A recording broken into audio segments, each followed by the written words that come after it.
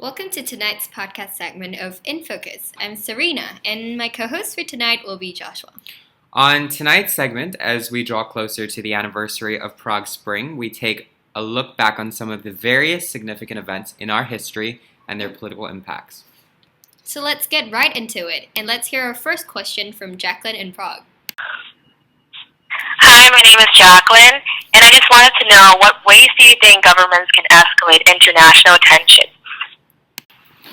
That's a very good question. Thank you for asking. So, looking back on our segment a few months ago when we talked about the Hungarian Revolution of 1956, I would say we can easily answer your question with some historical background. Oh yeah, so for those of you who don't remember, last October marked the 60th anniversary of the Hungarian Revolution, and we talk about some of the ways that it actually affected a strained tension between European countries.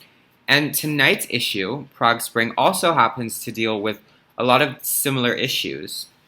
After World War II, when Hungary became a communist state, there was an economic decline as well as the increase in political repression in the government.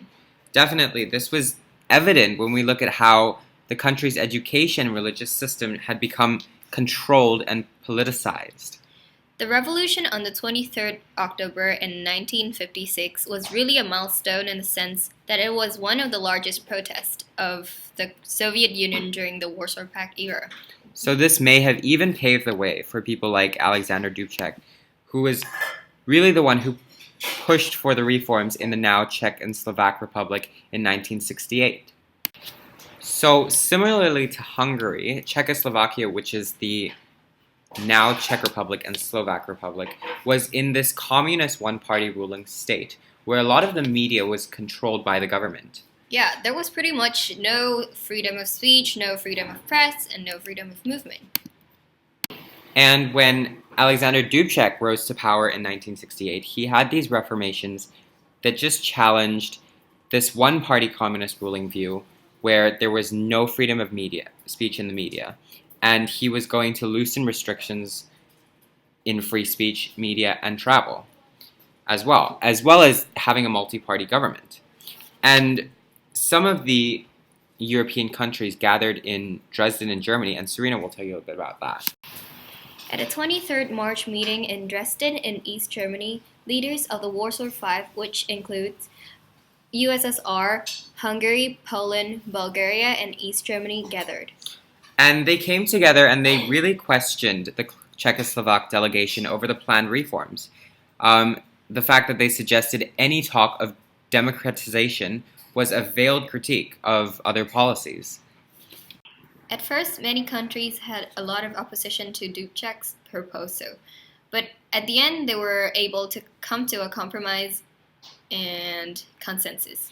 So the main fear of these countries was that this capitalistic ideology would be introduced, and that was not accepted within these communist regimes.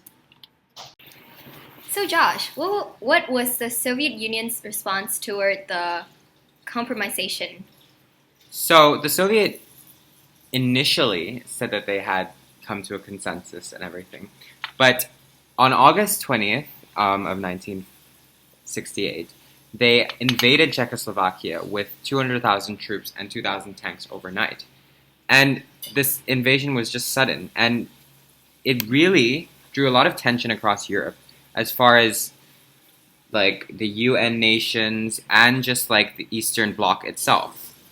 Even countries within the Eastern Bloc like Romania and Albania and countries outside of the bloc like Finland condemned and refused to take part in the invasion.